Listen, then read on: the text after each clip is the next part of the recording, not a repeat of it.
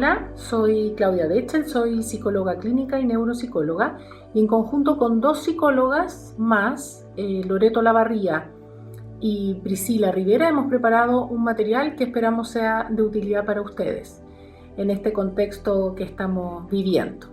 Entonces, la realidad de la situación de la pandemia actual es una emergencia sanitaria y por lo tanto un momento de estrés para todos y todas.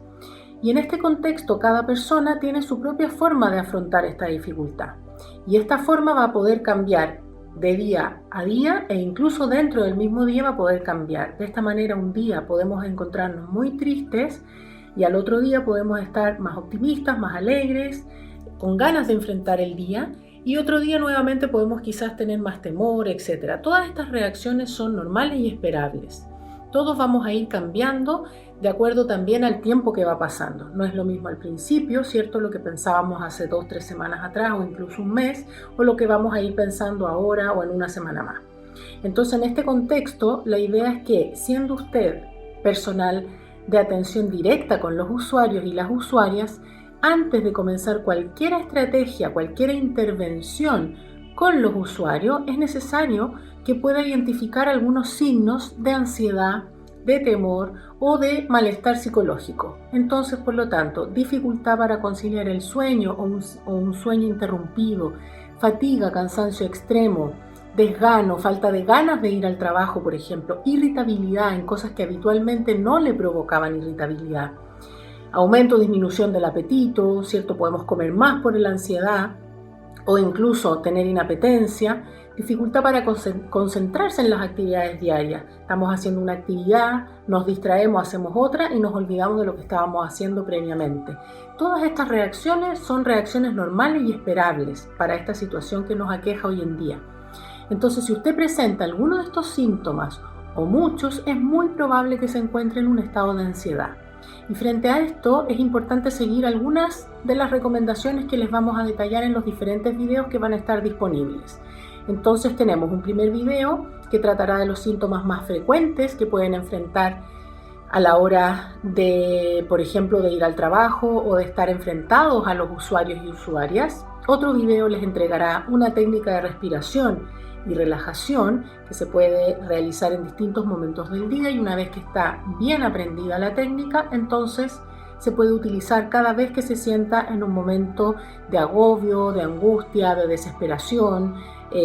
Entonces esta técnica les va a poder ayudar a calmar esta sensación y poder retomar el control. El control es muy importante.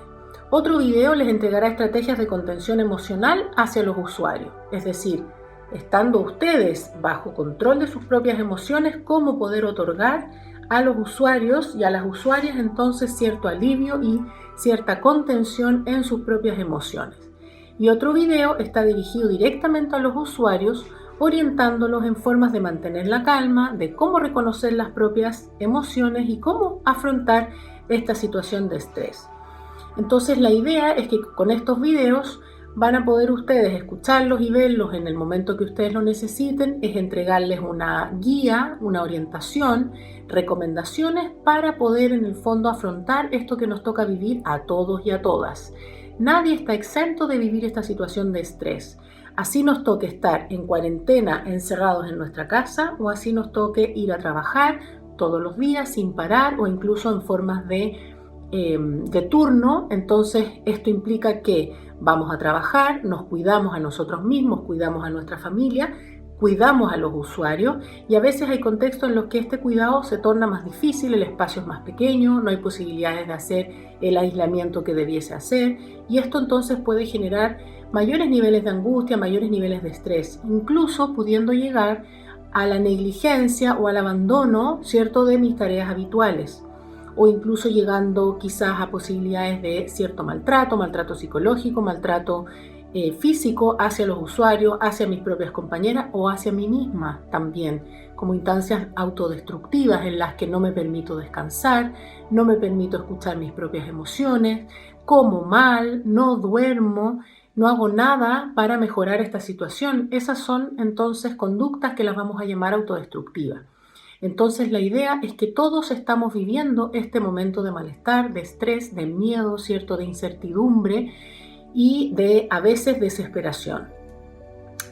A veces en el fondo, claro, debemos trabajar, debemos ir, debemos atender a los usuarios de la misma manera. Entonces la idea es que nosotros que trabajamos con otras personas que probablemente tengan o las mismas dificultades de manejo de sus emociones y sobre todo de la ansiedad o más, dependiendo si el lugar donde yo atiende personas con deterioro cognitivo o atiende personas sin deterioro cognitivo o atiende personas que son dependientes o que a lo mejor tienen hipoacusia o no escuchan bien, entonces la información quizás se tergiversa, etc.